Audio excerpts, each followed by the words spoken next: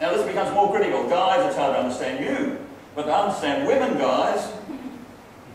So people write books. John Gray wrote Men are from Mars, Women Are from Venus, and Kids Are from the Other Planet somewhere we don't even know where that is. And Steve Underwood, leading his men's connect group, has given all a book called, I said to Chris, I want to remind me what that book's on. He said it's called If Only She Knew. It's called actually If Only He Knew.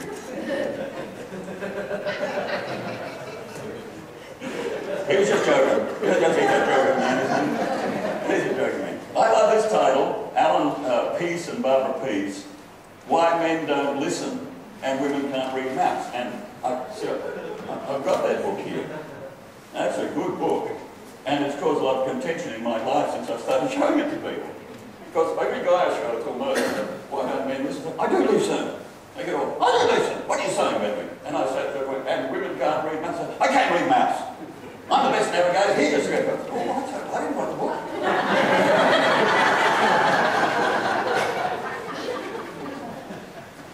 Some good stuff in here. It's got a picture of a man's head in here and what he's thinking. And the biggest component of what he's thinking is called sex. So. What's revealed in the book? Why men can't do more than one thing at a time. Why women make such a mess of reverse and parallel parking. I've got to tell you, on a Mott's Day and Playgroup Day, a lot of women just abandon their cars. I park in a place where I give them about 2 metres either side of me. Why men should never lie to a woman. I can think of a lot of reasons. Why women talk so much and men so little. Yes. Why men love erotic images and women aren't impressed. Why women prefer to simply talk it through. And why men offer solutions but hate advice. Why women despair about men's silences. Now what's wrong with that? Why men want sex and women need love. We need the rope of acceptance, regardless of gender. We really do. Acceptance in marriage means you stop trying to change your spouse. You can't. Now, here's some scriptures for you guys. You're going to love these. Husbands, Ephesians 5:28 in the message, love your wife. A love marked by giving and not getting. Somebody say remember that already? Ephesians 5:29 the message, pampering your wife. Ladies, are you with this? Stay with me, ladies. Ephesians 5:31 the message, cherish your wife. Is this good? Yeah. And ladies, see, that's guys got love by giving, not getting. Pamper your wife, cherish your wife. Here's just one for the wives. Ephesians 5:33 the message, each wife is to honour her husband, and honour brings a reward. And I'm not saying that doing this, you know, doing the cherishing and the pampering and the giving by not getting and the honouring, it's not going to happen overnight, but see, we've got 30 days, this is 30 days, this is a month to live. This is bringing an urgency to getting these things right. It won't happen overnight, but you can know it in a month. You can, so give it a go, give it a go, give it a go. Rope of acceptance is relevant for all relationships. Romans 15:7, accept one another then as Christ accepted you in order way to bring praise to God. Second tool, second way to overcome these mountains, the mountain of misunderstanding, the mountain of me first, mountain of mistakes. Gain traction in climbing over these mountains with loving actions.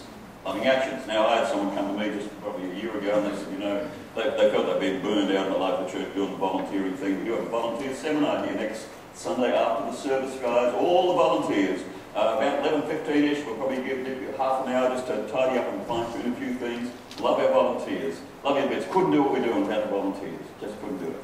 And someone was feeling a little burned out, and, you know, they went on every roster there was, and they said, you know, they said to me, I'm a human being, not a human doing. Every human being ought to do some doing. Otherwise, you're not a true human being. And so, gain traction in climbing over the mountains with loving actions, which is a doing thing. And so I want to talk about 3 areas of loving actions. I'm going to call them 3 C's. Consideration, cooperation, and commitment. Consideration, cooperation, and commitment. So consideration, Philippians 2:4, look out for one another's interests, not just your own. Don't be so focused on what you're doing that you don't think that it has an impact on what everyone else is doing. This is not only true in your family, it is true in your family, it's more true in the church. Every ministry's got to be looking out for what the other ministry's doing, otherwise they'll get in the way of it and upset it. And so it's being considerate of everyone else. And there's going to be a point person that sort of coordinates all that, and this church just happens to be me. I'm loving it. But consideration. And if it's true in the family context, in the church context, what about in the general community? Be considerate of what everyone else is doing. How will what I'm doing affect others? Consider others. Consideration. Secondly, cooperation. Great teams have what is called chemistry, where the team works together for the common good, and one player knows what the other player is going to do before the other player even does it. Excellence in teamwork. That's their seminar yesterday. When Jesus knew he had 1 month left to live, he loved completely. You said Jesus always did. Well, he demonstrated it. John 13:1. It was just before the Passover feast. Jesus knew that the time had come for him to leave this world and go to the Father. Having loved his own who were in the world, he showed them what? The full extent of his love. Everyone say, the full extent of his love. And what he did, you know the story, he did for his disciples what a servant would normally do for them. He became their servant, washed their feet.